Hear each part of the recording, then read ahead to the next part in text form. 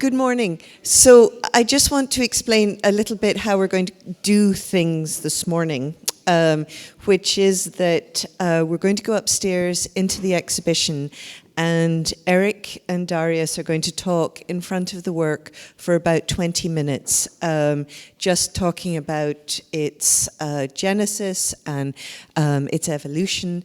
And then we're going to come back down and we're going to look at some slides, and I'm going to ask Darius some questions, and you can ask questions. And we're a nice small group, so let's, if you want to make this a much more chatty event, we can do that. There's no need to be formal, even though I'm using a microphone. If I may suggest, we won't allow you to take the coffee upstairs. So, but, if you want to kind of drink your coffee, you can. When we come back down, there'll be a moment to get more coffee and refresh yourselves, so you're fully caffeinated for the rest of the day. Thanks to Sylvester General. Anyway, yeah, dreamy coffee, nothing but the best. Hey, we're a non-profit. So just to start off, I would obviously like to thank you for being here. I would like to thank Darius for both the piece in the show and also for being here this morning. And I'd like to thank Eric, the co-curator of the exhibition, for being here. My name is Sarah Cochran. I'm chief curator here at the church. Darius is one of our native sons, obviously born in Southampton, raised here, a painter, a sculptor, coming from an extraordinary creative family. And I greatly look forward to talking more about this and, getting to know much more about your process. So if we want to take just a minute just to drink a wee bit more coffee, and then we will proceed upstairs. So now I'm working towards, because a lot of my sculptures I just make and they take a lot of time to build up out of themselves. So like knowing a date and a time frame and a subject, and then that Eric was coming to see it through the process, it was just, for an artist, it was the best thing that could happen. Great. Yeah. Did you do a little maquette initially? Did you make a small version? Or No, these things, this starts as a stretched canvas that's on the ground there. It's just a stretched painting, and then I start reaching for pieces of wood and things, and and it grows up, and it's additive and reductive. So there was moments when this was a much larger, multi-figured sculpture, and as we were looking at it together, we started to digest it down to these two figures. Probably the two figures that had the most emotion attached to it, which is what Eric kind of brought me along with.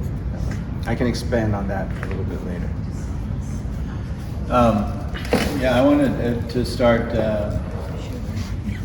by first of all saying that the concept of the exhibition on boxing was really about artists using the accoutrements or the language of boxing to deal with existential issues of struggle, either creative struggle or identity struggle, that spans out into, issues of race and gender, et cetera, all those kind of things. But, at the heart of it is this idea of going up against it, whatever it is, it's going up against it. And when I brought the idea to Sarah, I had maybe a few artists that I could point to sort of say, this is what I'm thinking about, this is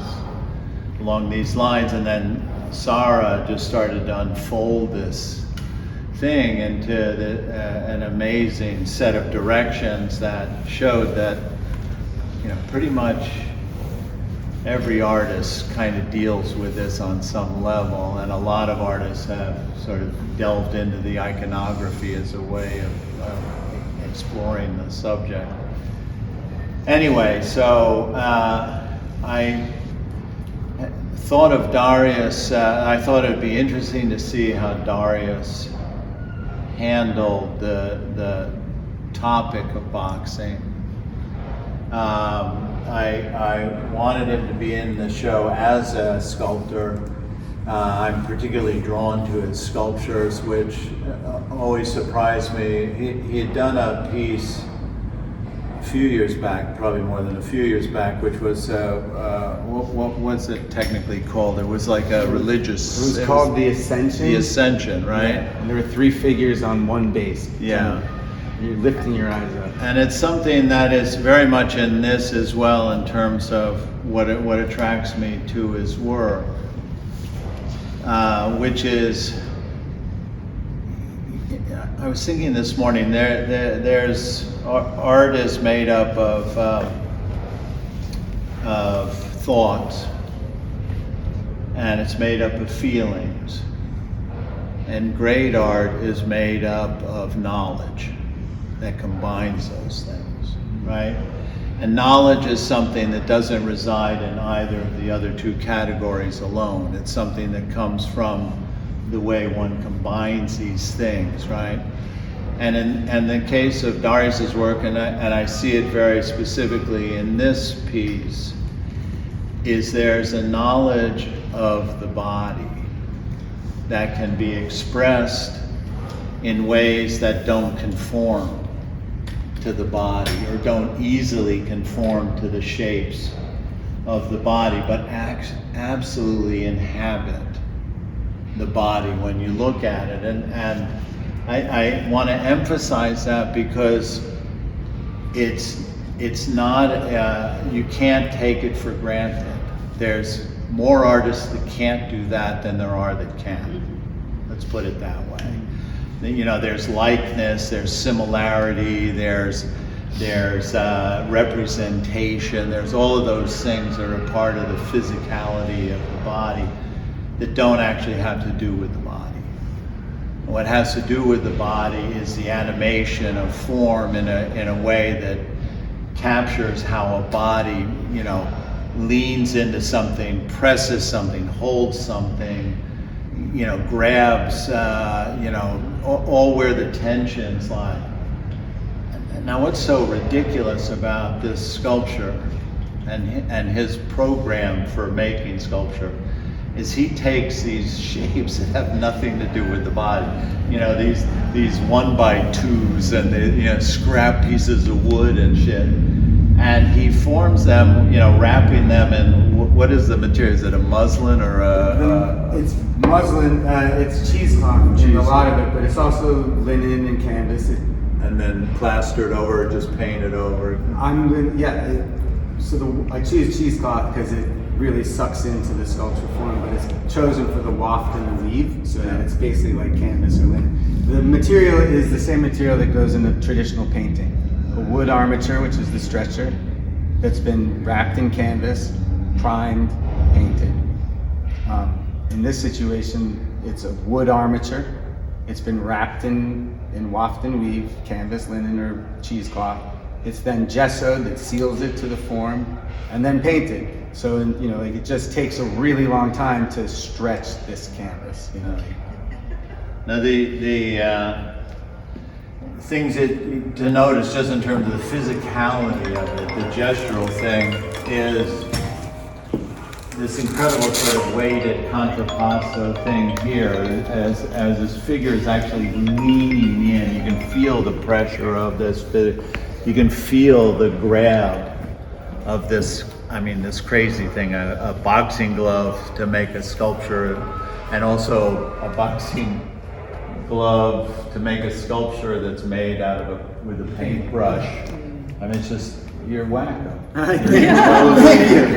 Wacko. But the thing is that it's what attract. I mean, just the way this thing is turning into and then grabbing the thing is so specific. It's not, you know, you could do it like just this that would have no tension in the arm. Or you could do it the way he did it, where this thing is really, he's in there digging to find whatever the hell he's looking for, right? that's where the animation and the sort of significance of a work of art lies, within those kind of details, that kind of physicality. And it just blows my mind as you move around. I mean, the fact is, he's also combined it with humor, right? And a feeling that, you know, like this thing was made in a day. You know, this looks slapped together, right? And to have that quality of freshness, that this thing is just constantly just pap, pap, pap, pap, pap.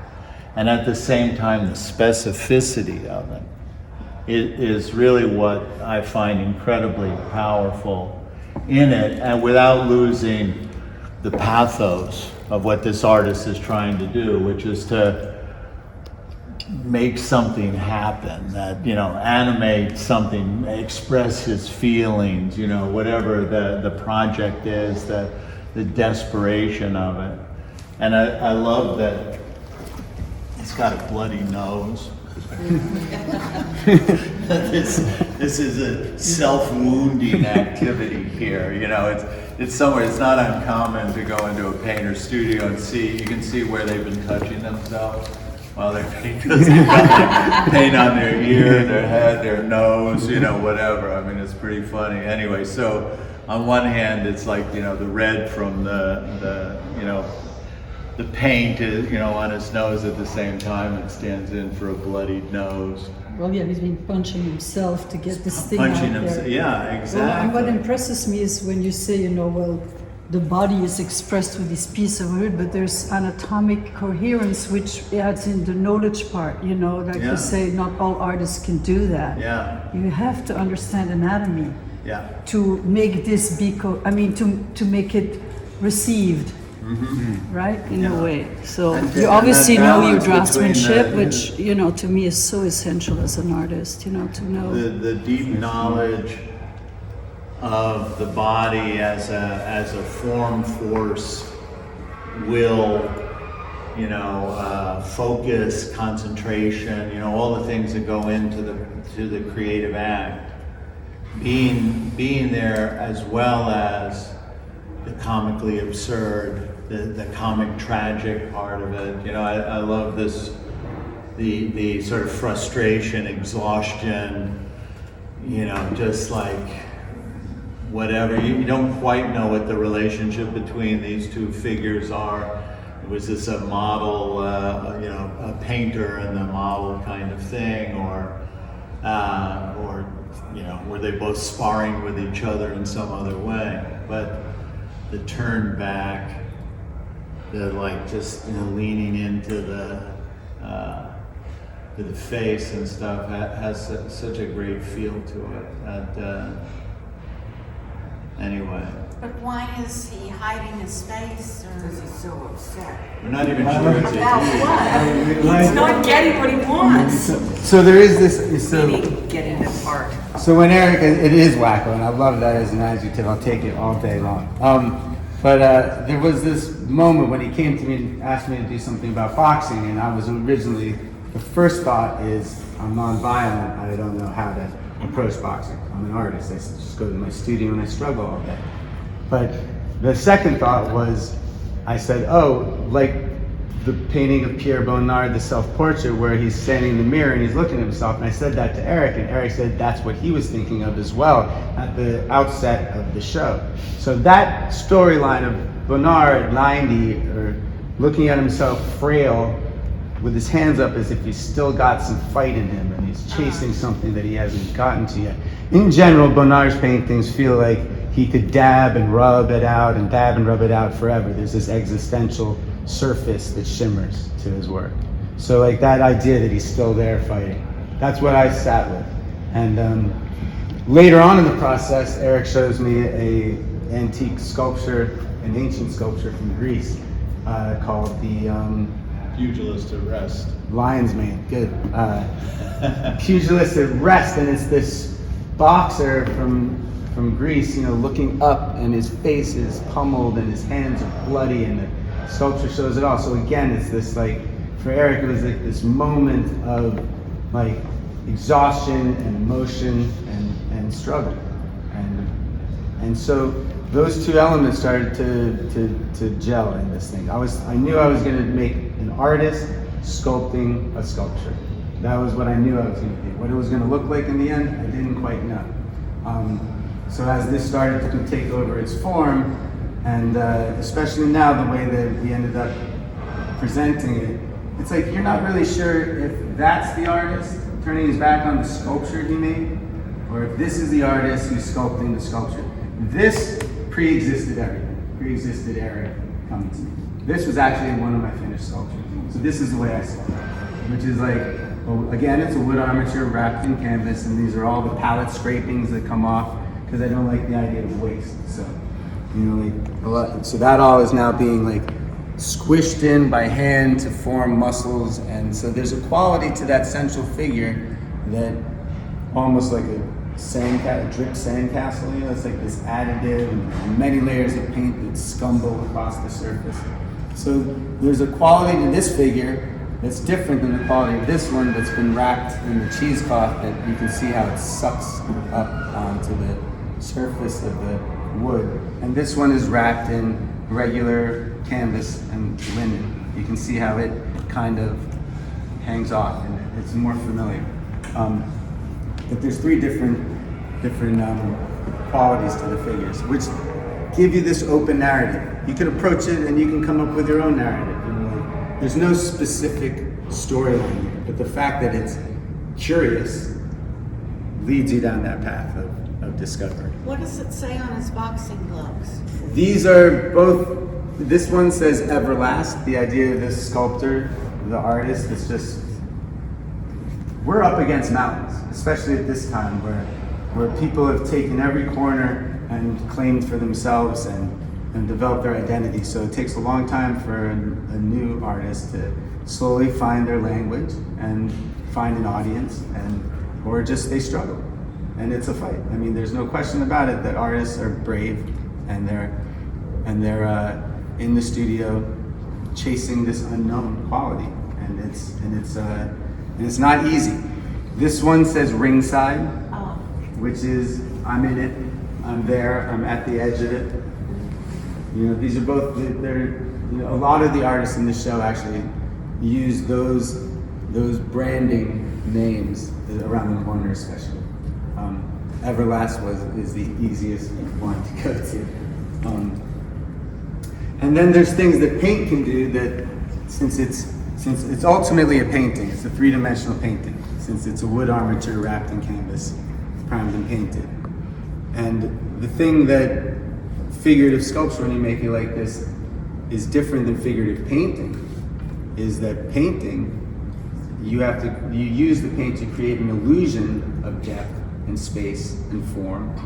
And in this, it's built into the armature of the painting. So the figure is there. So when it's time to paint, the paint really goes on matter of fact. It's brown. It's not trying to be hair. It's just paint. You know what I'm saying? It's like there's a different use of the material. So like if the form's not right when I make it, I really don't care that much, because if I use a deeper shade of red here, it's going to recede a little bit. You can almost round the sculpture out. That's why there's a lot of like warm and cools and darks and lights as you go around. It kind of helps, like there's that vast final moment when it's time to paint that happens relatively quickly, and you can carve the flaws out of it by using the nature of color. Why is his foot? I was gonna ask you, is there a personal story to this severed dead foot over there? I love that it reads as a severed dead foot without us having to point it out and say severed dead foot. There's several severed dead feet. There's two more over there. There's a reason for it. And there's a reason for it. I'm asking, what's the reason for your dead severed foot? There's a lot of reasons for why they're in this, and then once they were severed and they're there, they refer to something else which is equally acceptable. This was a central figure. This stayed as it was, and there were 10 figures kind of like exploding out from it before it was finished. So it was at a moment when it was all white and there was a tree up the center that went probably to the ceiling. So like when Eric came to me, he said, grip it and rip it, and like we'll see where you go with it. It was a beautiful sculpture. Sarah saw it, and it was a beautiful sculpture. It just was too big, which is fine. And it was at this. It went in like many different directions. It went in many different directions. Yeah. It was moving away from the specificity of boxing. It was more this universal story of life. Trees struggling for growth underneath other trees. It was okay. Yes. Burgers of Calais. What? Burgers of Calais. That's right. The Rodin sculpture of the Burgers of Calais, and that was the original thought that I always wanted to do a multi-figured sculpture. I mean, ultimately, this is a multi-figured sculpture, and I'm super pleased with it. And then the foot. So there was a figure. There was a figure standing there. Like it was. Yeah, that's what I he was thought. like this. You He just was said, like, I don't want to lose all the figure. Let me keep a foot so there. it was bigger Eric was with me, it was bigger and than that. he was kind enough to like stay in the studio with me for a couple hours, and it was with a sawzall, and sculpture is, for me, painting has content and conceptualism and drive, and is really difficult and taxing. It's something I do alone in my studio, and if something's good one day, is it good the second day? Is it good the week later? It's a struggle. Sculpture is almost like a break from it. It's like I walk around, I see something that needs doing, and you do it at that moment. So it's one-to-one. It's like, this needs to happen, cut it. This needs to happen, cut it. So this is where Eric being involved in the conception of this drove me to one of the best places I've been to, because it's like I could see that it was going to be the motion of the figure that was going to win the day. And out of the 10 figures, we're saving that one. This one is like it's like that when someone's sitting like that with an elbow, it's the thinker. And so here we have the double thinker, and he's fucking crying, so it's like we're saving that guy, and we're saving the center guy. And there was one or two other ones that were on the threshold, but when it was like, what would it look like without that one? Take the sculpture away. What would it look like without the guy that was standing here? Let's leave a little more foot, because it's like these are the remnants. These are the things that talk about what actually happened here. This addition and subtraction, and then going back to the Colossus of Rome. It's like, I think all you had is a foot and a nose and a head, but you see this a lot in ancient Rome, and just a foot. Right. But the truth is, there were even changes once the piece came into the gallery, and it would be interesting for you to talk about that. That's right. Okay, so first of all, there was a moment where it was downstairs, which was fine. But when they said it could go upstairs at the top of the landing, I was determined. I was like, yes, that would be great, because I know that this is really well lit. You can see it from below. Eric's paintings there, which they do relate. That's for sure. There's a lot of the bone actually really dovetailed them in a beautiful way, and it's the artist struggling. So that's that for me. But the sculpture didn't even fit up the stairs. We couldn't figure out how to get it here. So first this one comes off very easily, which was a little bit of a surprise. It comes off, and you can just stand it over here, and it stands on its own volition. It's well balanced and stands and waits. So that guy was up here waiting. This comes off, so that came up here easily, and then that one had to come off, which was a little more of a process. And we took the guy off, and he peels off, and this comes up, and then when he comes, and then we brought him up and put him down on the ground, and we were almost going to put him back. He originally was in this spot right here on the thing, which was a great sculpture. In the future, if he may go back on, lift the sculpture up on a pedestal, it might have this roundness, but at all parts of making this sculpture, I always had a figure off of it, the idea, but in my studio, it's very tight. This thing, even at the huge size that we're talking about, it's there's like 5 feet, 3 feet around it is all you can move. So like, like I couldn't really evaluate it correctly. But Eric saw it and said that there was something nice about the tension of it off the piece. And I was jumped right on it. I loved it. You can do a whole city. A whole city? You should go to a studio. It is. Some of them, It is a whole city. some of them look like, You're so prolific, you blow me away. I mean, Yeah. you're like all over the place. It's unbelievable. I mean, Yeah. it's all I do. Yeah, well, It's a struggle. It's, yeah, but it- you push through your struggle, and you obviously, you're thinking through your hands a lot too, which is an amazing way of letting Yeah. grace and miracles happen, right? That's very nice to hear, yeah. Yeah. Why don't we go downstairs? There's Sure. some slides we can look at. People can get coffee, and we can have more of the conversation with everybody comfortably seated. Well, thank you for joining us for the second part. Thank you, Darius and Eric. It's always extraordinary to look through artists' eyes. And I think as we look at this first slide and the close-up of this one, there's something where I think there's a freeness in your sculpture which is really interesting. The one upstairs feels particularly free. This one feels just the way you're using some of the elements of your palette tighter. Am I right or am I wrong? This was the first sculpture I made. And it was, I had just gotten out of college. I studied art history. I didn't go to art school. And I taught myself how to paint. But as I'm painting and I'm leaving all these empty paint tubes that have cadmium and chromium and cobalt, I've been warned about the poisons of it. Don't let it be on your skin. And I was throwing it away in the garbage, and I was like, it didn't feel good at the moment. So then I built an armature, like I discussed, out of wood, and racked it in canvas. And I started putting all my paint tubes, attaching them with paint onto the sculpture.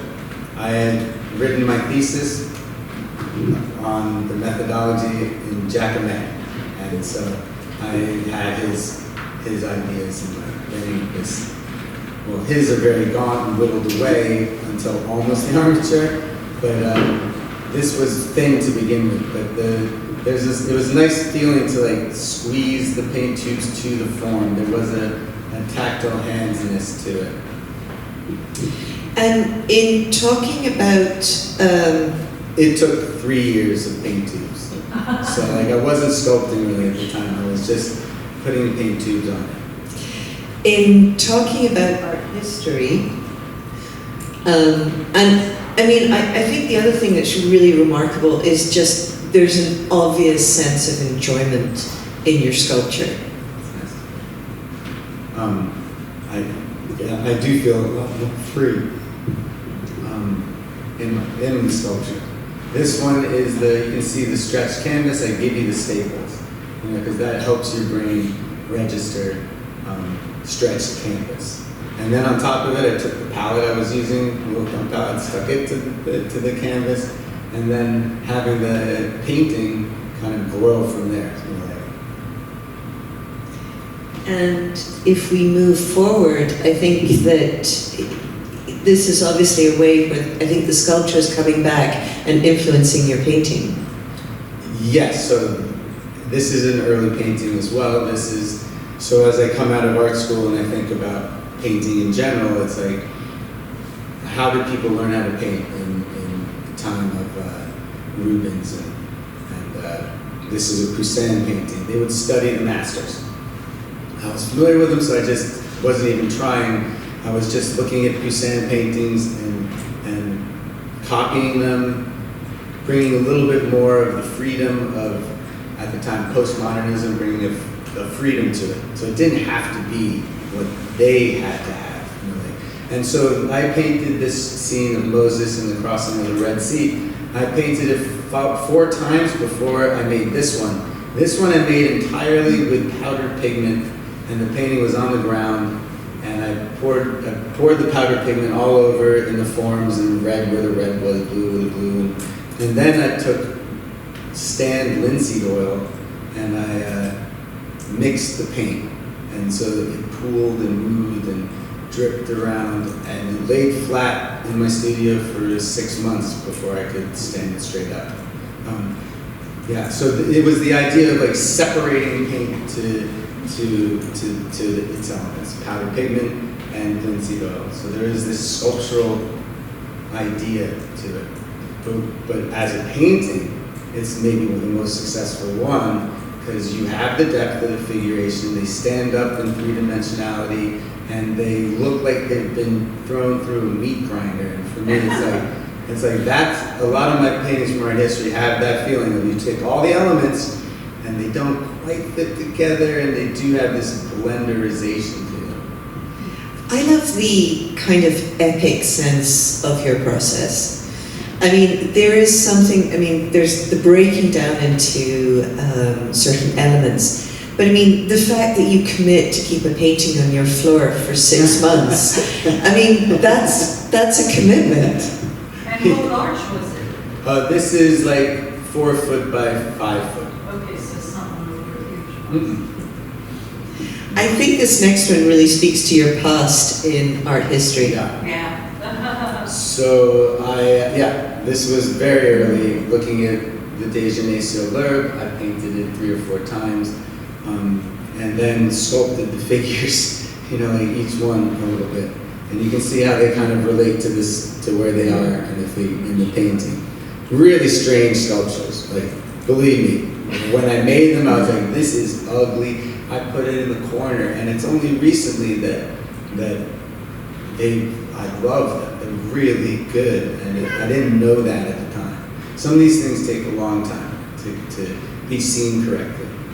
And maybe that element of the time is that as an artist, you need to make it, grow past it, get to this new place, so that these then find their Like a different perspective. Yeah, very much so. You actually have a face on the far left. It was actually both the two on the left, the three are a painting that was larger of the Déjeuner sur l'herbe that totally went awry and failed. And I cut the painting up and wrapped the sculpture from it. So that face is there, do you know what I mean? Yeah.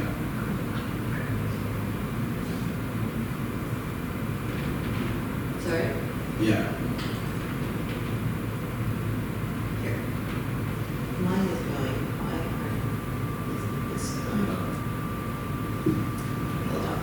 Go back and lower this time if you go back lower.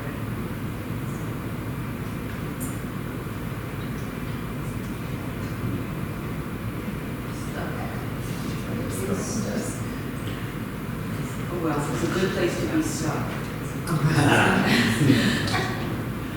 You have any questions? I love that.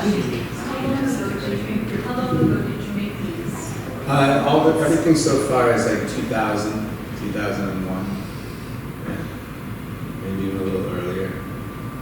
Was there something about a whole scandal of Déjeuner sur l'herbe that appealed to you? I know what you're talking about, but no, it's like, for me, these paintings from art history, it's the beginning of a dialogue, and then I come in now, and every time I paint a nude, I'm a little bit hesitant.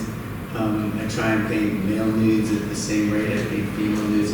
There's a whole nother political aspect to being a painter, but I see form, and these paintings from art history are, There's a reason why. yeah, they're great. They're great. And, I mean, originally, don't the 3 figures, weren't they water gods, and weren't they from an etching that came from a painting by Raphael that was done by somebody called Mark Antonio or something like that? Really? I remember seeing those original water gods at the Met. I don't know how I got to do that. Well, I mean, And so then he changed that woman and then brought in the other woman. That is so interesting. They were definitely making references like that with their work at the time. I just didn't know that. The PowerPoint has frozen, but Justin never is here been to frozen. say Sarah, yes. about restarting your computer. Justin, sorry, Thank you, I'm Justin. staring about the moment. I've never But done Justin PowerPoint. will be able to do something. So, let's back up and talk a wee bit about painting to sculpture. Great. So you're an art historian to start with. You begin to teach yourself painting. How did you, as an art historian, think about sculpture as the same way of painting, or did you think about it differently? Because, truth be told, I'm also an art historian, Nice. and there was a certain moment where painting was seen as more important than sculpture. Yeah. I just think that the dialogue and a lot of the figures that painters borrow from are from the antiquity. The sculptures that were done, the Roman copies that are like, 1 AD, 100 AD, and then the Greek, ones that are even before that. 300. Yeah. 300. And back further. So sculpture survives longer than painting. We don't have as many paintings from Rome, and they do exist, but not in the amount that it affected when people saw it and were aware. So sculpture is a huge part of the dialogue that existed, and then it shifts to painting.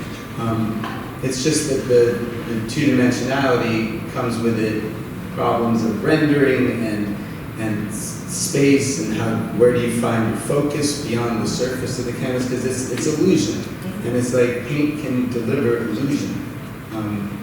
In a lot of my painting, it's like I almost deliver a brushstroke that's very tactile, and then it can be then used as itself, can then also have the illusion aspect. So like to the service of here's a painting, let's see, like if you zoom, you can't, but if you zoomed in on the face, you'd see that it's a dark blob, you know what I'm saying? So it's like it's paint for paint's sake, and then also half of her face. If we go to the next slide. That one is, by the way, that was after Velázquez's Las Meninas. Wow, okay. That was my daughter in a dress, and if you look at it long enough, you'll see me in the mirror, like the king with the flash camera. This was a painting after Rubens's Three Graces, and it was originally the three figures are watercolor and pencil on paper, and then I folded them up and stuck them to a canvas, and what was interesting was that I would draw the arm 4 times as long as it, and then fold it up on itself into the form. So like the idea of an elbow became this fold in the paper. So there's this three-dimensionality, like a relief sculpture. So it's this drawing of Rubens's Three Graces. It's watercolor. It's speaking about sculpture. The original painting that had the Three Graces on them didn't work out. The landscape didn't relate to the figures in the way I liked it, and I cut the figures out of the original painting. You can see at the bottom of their feet where the canvas was stretched over a stretcher. So this painting has gone through a lot. So it's speaking about the process of a painter and what he does. And so now I stuck this cutout of the figures that were originally cut out and stuck to the canvas, now cut out and stretched again to it. And the frame is also something we should talk about. The frame. So when you go into that wing of any museum where you go back in time and you look at these painters from the period, you always see these like rosettes at the corners and in the median points of the gold, super gilt, beautiful artwork of themselves. The frames are incredible carvings. This is the language that I sculpt with, which is little pieces of wood. So it's like, I just formed quickly the concept of the rosettes and spray painted in gold. And but what I liked was that it's a contemporary take on a traditional subject of the three races, and it's a contemporary take on the traditional frame. And it's like the frame is a sculpture. So it's speaking about drawing, painting, sculpture. And anytime a work of art moves in that direction, I'm super happy. And we're going to see more slides that go in that direction in different ways. Can I just ask, I'm sorry, I didn't quite get it. Did you, so those three races were, I think maybe paper, and but then so that bit of canvas that's showing there, that is from another the original painting that was on a canvas, that you on a painted stretch on canvas. I see. There's only one way to get, like, so if you sit long enough and you look and you question what you're seeing, everything is in there. I'm speeding the plow to where we're getting. There's only one way to get canvas to crease like that, and that's to stretch it to your canvas. And is that a board it's all on, or is that's just another, it's a canvas. It's another canvas. Stretch Okay, canvas, gotcha. Thank you. With an abstraction under it. I mean, probably it was a beautiful abstraction that I wasn't brave enough to leave it. And you got the severed feet again? The piano keys? Where? Here? What are these things on the edges? They're not severed feet? No, they're not severed feet. But it's just the bottom. I didn't want to. I wanted to have the whole bottom edge. I wanted to have the whole bottom edge of the original canvas, so that it wasn't just a little bit, and it goes around the edge of it. So that there really is a sense of one skin enveloping another skin. I know that probably confused you a little bit. Sorry. You know, I see the corners as cityscapes, the blocks, as I look at them. I see the cityscape. So upstairs here, someone said that as well about a city. And there's a sculpture in my studio that is 11 foot by 11 foot, and it's like a landscape. I was making grass, and I did grass with those blocks like that, all next to each other. It took a really long time of nailing the grass together. So it's this 11-foot grass scape, and then these two figures that are involved in their pursuit. But the grass scape, everyone that comes to the studio says it looks like a city. It looks like Manhattan. And it does. And we're not wrong. Next slide, please. This was actually a frame that had like a Sonor Rollo in it or something. And the frame was damaged and they were throwing it out and gave it to me. And it was damaged, so I couldn't just put a painting in it. I had to damage it more, if that makes sense, in order to make it okay. And so I carved it up, and you know, this is the idea of exploding traditional subject. This is a later painting. This isn't earlier, so I revisit art history now as I paint on through this. This is probably 2015, 17, 15. It's a drawing on paper of Titian's odorless,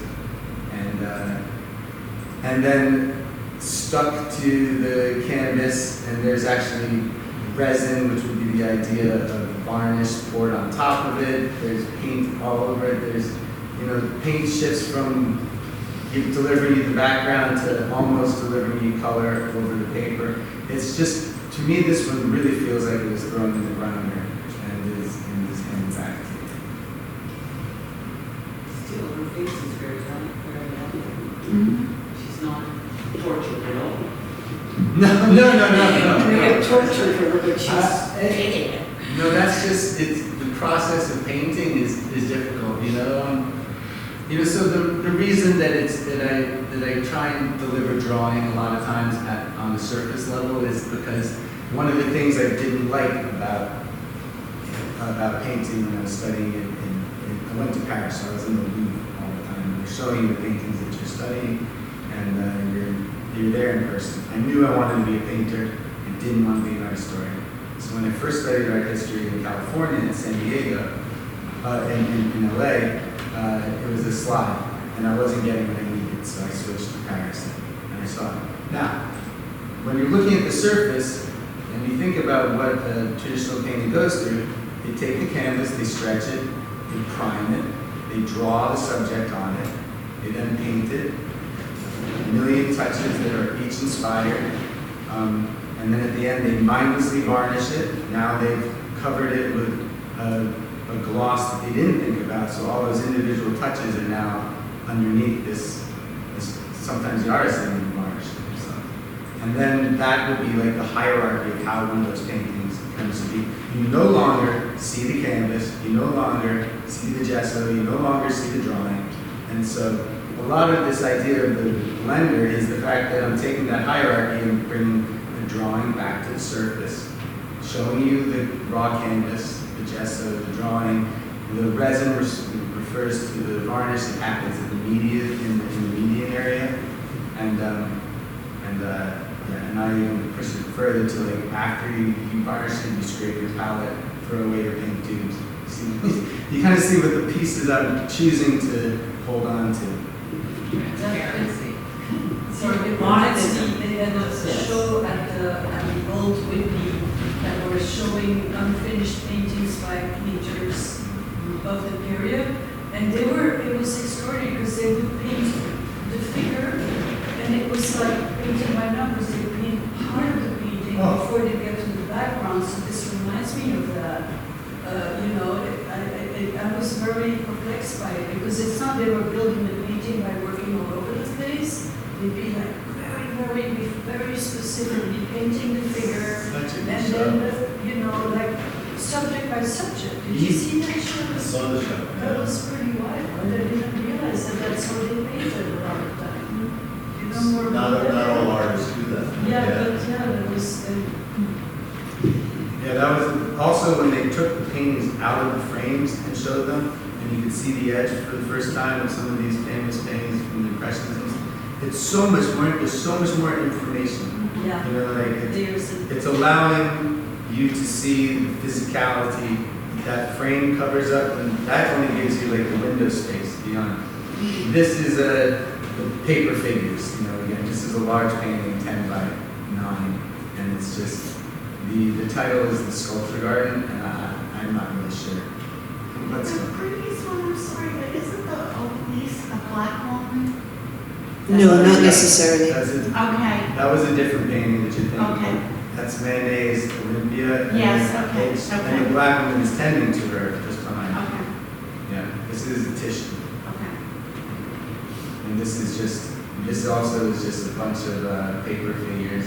That's a 12-foot painting. Wow. I just grabbed size, I'm not sure what I was trying to say. This is like a pastoral scene, trying to figure out how to put figures in landscape and have them sit. I still struggle with it. You do have a kind of interesting pointillist sort of technique on the landscape, which is interesting. Up at the top.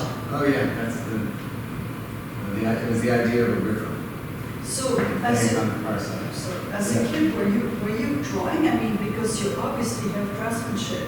Oh yeah. Because as an art historian, you don't learn to draw, but Father was an artist. as an artist, And there was- you're always surrounded. So I started in LA for physics and chemistry, and I was accelerated in math, and that was the track that I was on. And it was and halfway through my sophomore year, I realized that I didn't necessarily. I was thinking ahead of lifestyles, and because my father was an artist, I saw what it was, and it just seemed a possibility. I'm not so sure I made the right choice because after I graduated and everything, the Hubble telescope goes up into the atmosphere and delivers a deep field shot where they photograph the same spot of blackness in our known universe, and it comes around and does it again. Comes around and does it again. Same spot, and they superimpose all those photographs, and then they look ahead, and it's like turning the lights on in the multiverse. It is galaxies as far as the eye can see. So we go from the idea of the universe being 4 or 5 galaxies, something ridiculous, to billions and billions of galaxies. It's like the golden era of astrophysics, and it's could have been fun to be part of. The colors in this make me think of that mysterious skunk that was sold this past week. I don't know. I don't know, I got it on art.net. I've never seen it It's before. beautiful. Never seen it. So the point of this with the top coat side, what's interesting is it's raw canvas beyond. So like, as I'm at the bottom and everything's painted heavy, and this is the block of figures, which is the way, let's say, Poussin would keep his historical, like, the epic paintings, the figures are forced into this block. I wanted the eye to recede past the figures at the top, so it's like the paint floats on top of the canvas, so there's this physical depth perception. It's only a millimeter, but it's got a mathematical coefficient to depth. So you're actually, as your eye gets to the top, there's an air and a breath, and you see past the pointillist to the raw canvas. And that's what I was thinking.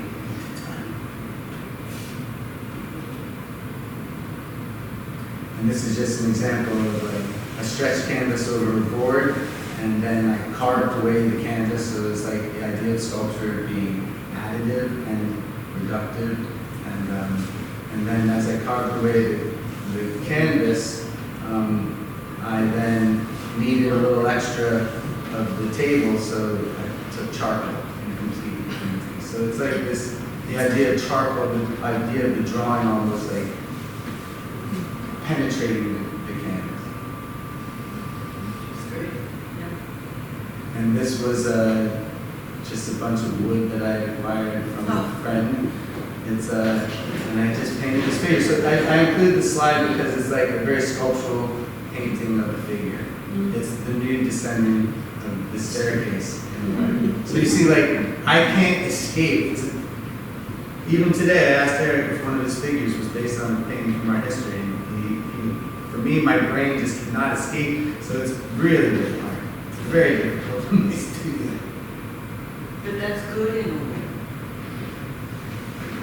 I'm not a thread. I've had to overcome so many. My father was a great painter. It took me forever to like step out from underneath that shadow and be like, it's okay for me to be influenced by my father. I could be the first one influenced, and it's okay. It's like I grew up with the work, but it took a long time to actually embrace that. So like, For it to be art or to be yours, but actually in reality, it was mine from the beginning. I just couldn't hold it. It's like, one of these things I say is that you can be a poet when you say you're a poet. You can be a painter when you say you're a painter.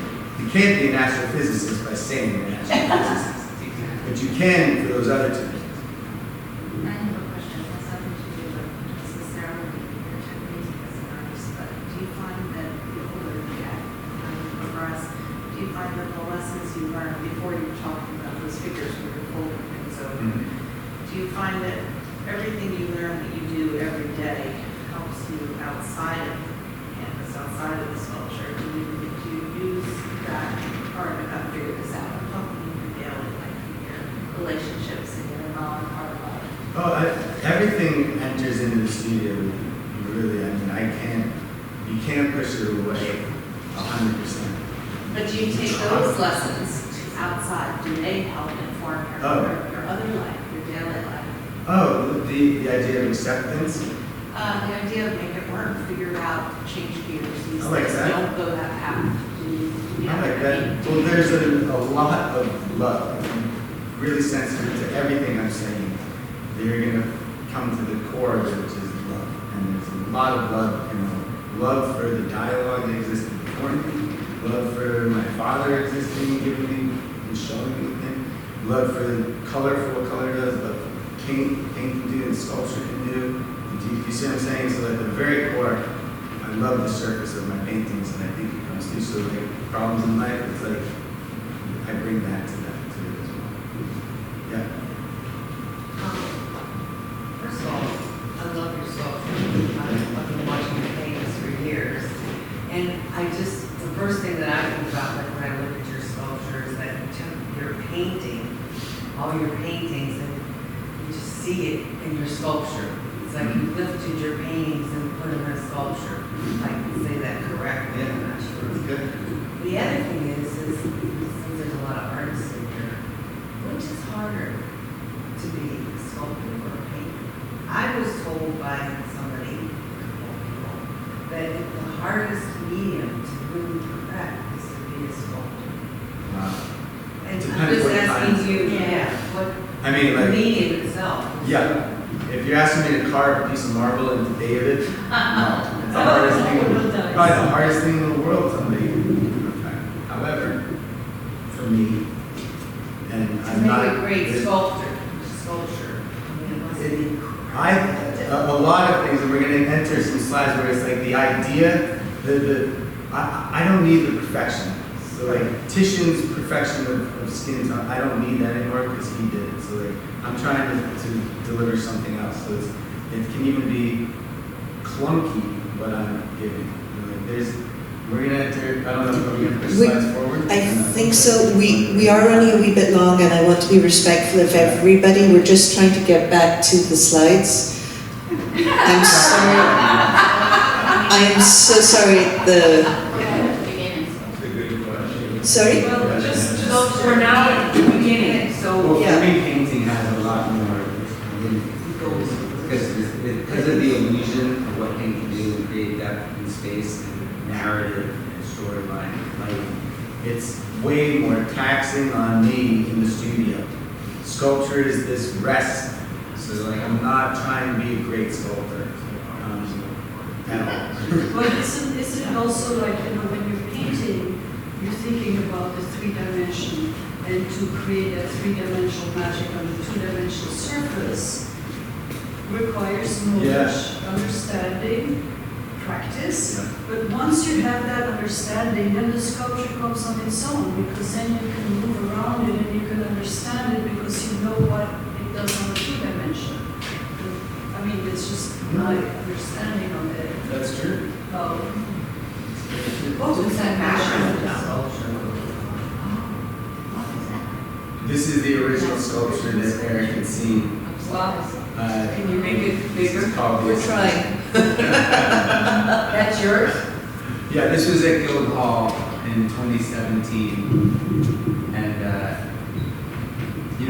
it's canvas and wood, and Eric was, sent me a note at the time that really helped me to feel like I'd been seen, like that. It was really, it was great. This may be as good as we can get it. We have a close-up of this one for the next slide.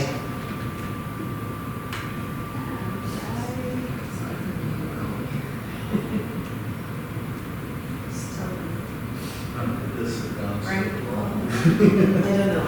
So I've never seen the PowerPoint. Yeah. This one. No, I've never done PowerPoint. Demon in there.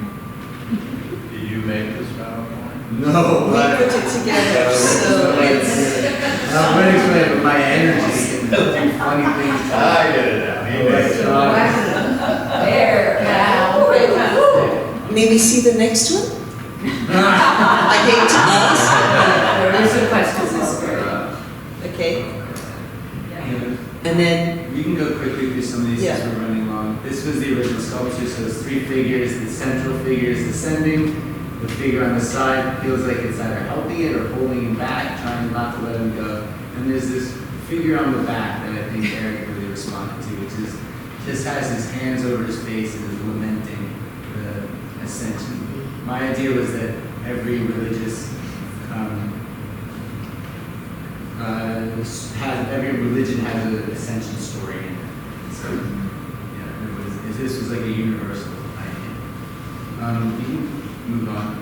This tells you what it is. It's just a wire. So the sculpture, but I love it. Again, it grows from a framed, stretched linen canvas and just clunkily comes up. And the wire is the idea of like a staple. Like just exploding the idea of the staple that holds a stretched canvas. So it became a material that I accepted.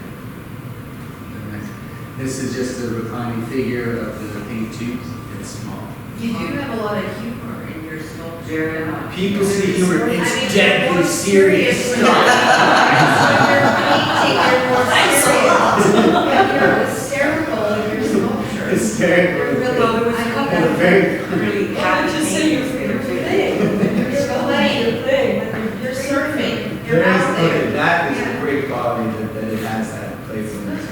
I'm in there, and it's a rest and it's fun.